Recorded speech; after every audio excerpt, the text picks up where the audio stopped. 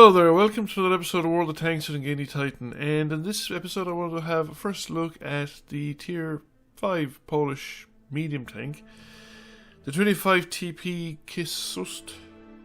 Ksust? Yeah, I don't know exactly how to pronounce that.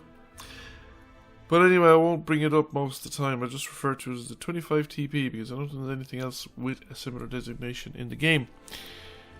What do I think of it? Well, I've only played it stock and with the second package unlocked, and it is very similar to the 7TP, 10TP, no sorry, 10TP, 14TP, not the 7TP. It is very similar to the 10TP and 14TP in that it's utter rubbish when it's bottom tier.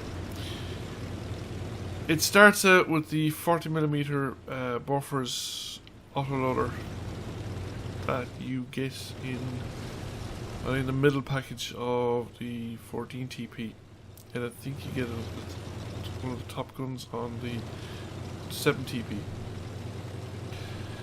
What this effectively means is that even at tier, that's at tier 5, you really only got a hope of penetrating things using premium ammo. You might get some penetration using the regular ammo, but it'll be probably half as effective as the premium ammo, and I think only about a quarter of your shots, depending on what you run into. But the reasonably well armoured tier 5s, fronts of Shermans, some of the Germans, some and of course all the KVs will bounce most, if not all, of the rounds incoming. Churchills and things like that will bounce enough of the rounds incoming, and the scatter on the rounds as such, the dispersion is so high on these rounds because of the actual effect of the firing of the gun that you really can't aim for weak spots. Well, you can aim for weak spots, but the chances of hitting them are minimal. So you're just relying on the thing it's a bit of a spray and pray. I kind of double tap it, just pull the trigger for each individual shot rather than just let her all off, because that makes the dispersion worse and makes it more likely the rounds will just miss the tank entirely. However, even with then, you're still only going to get a sort of percentage of your rounds through. Now the thing is, a percentage will kind of get through, so you'll always do some bit of damage, but you're doing relatively small amounts of damage, and the enemy tanks will, on the other hand, will have no trouble putting rounds through you. It's not a heavily armoured tank, particularly from the front, but it's got lots of weak spots and stuff like that, so there's no problem really for enemy tanks to put rounds through your tank. It can be quite effective, of course, you catch the sides and backs of tanks, KVs accepted, because they'll be much more likely armoured than this tier. Now, when you start getting up against tier 6s, you really are in trouble. An awful lot of tier 6s will bounce the majority of rounds, even premium rounds incoming from this. Like even the T14 now, which is a very well armoured tank. Okay, I can put rounds through from behind here, but not every round I'm firing is going through. I got 2 out of 4 shots there, and I would say if I was pointing at the sides, or I would probably, if I was pointing at the sides or front, nothing would have gone through. And I didn't do the bulk of the damage there. Other incoming fire counted as well. So,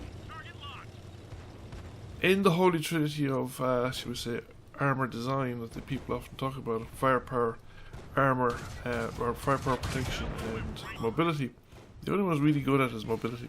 It's got excellent mobility. But the other problem with it, and I think is going to be the real problem with this tank going forward, is view range. This tank has a hopeless view range. It's going to get a 75mm gun.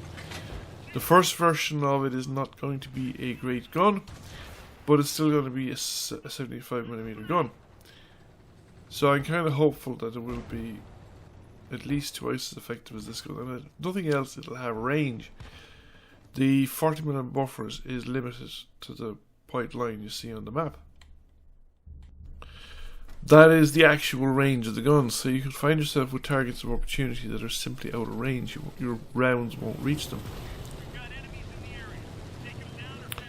The problem with this, or at least they wanted the kinetic energy to do anything when they get there.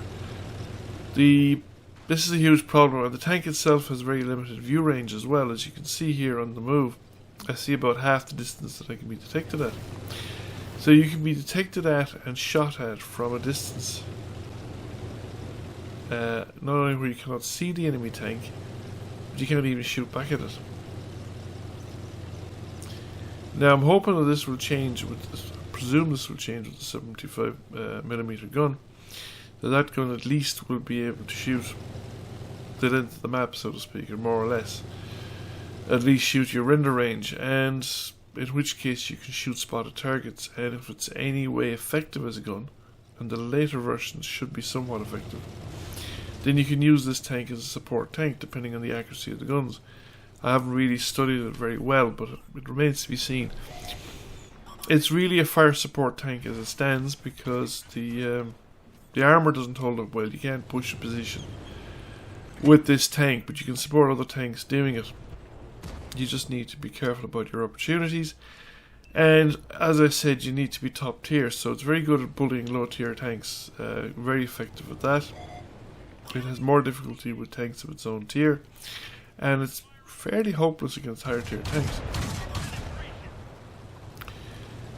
But unlike its two predecessors, which do not really improve over the course of the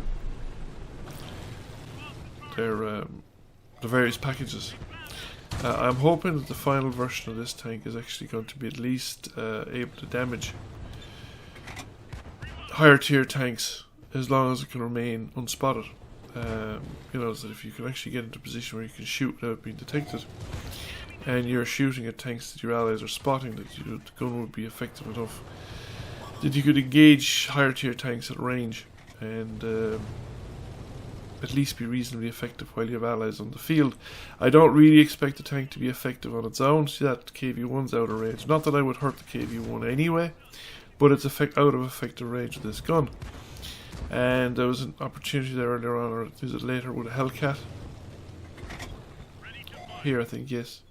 That Hellcat's also out of range. I mean, it's a target out in the open, I just couldn't touch it because the gun didn't have the range to reach it. As I said, I'm hoping that this situation changes over the course of the packages. So it was 4,500 points to unlock the first package though, and I think it's 9,500 for the second package, and that's the first of the weaker of the 75mm guns. So I suppose it depends on what kind of results I get as to whether you'll see further games posted or not. I'll be with this tank for quite a while, because there are at least two more I think packages that have to be unlocked, and one optional package that you didn't have to unlock. You could move on to the next tank without it. But I tend to unlock the packages at lower tier anyway, because frequently they benefit you with higher tiers, because those guns become features of packages along the line later on, or sometimes it's their secondary lines. They become important on the secondary lines as well. Now I really shouldn't have gone down here because I'm spotted again by people I can't see. I don't see any sign of that Stridwagon, but I'm getting shot at by it, and the FG-34 just wipes me out. Although he shortly gets wiped out himself, but our team are down anyway. So far the Polish grind looks a bit of a struggle, and you're definitely fighting against the tanks. They're not exactly great tanks. Anyway, I hope you found the video interesting, and thank you for watching. If you did find the video interesting, please give it a like and a share. Feel free to comment. If you've not already done so, please subscribe to the channel. I will catch you all again soon. Bye for now.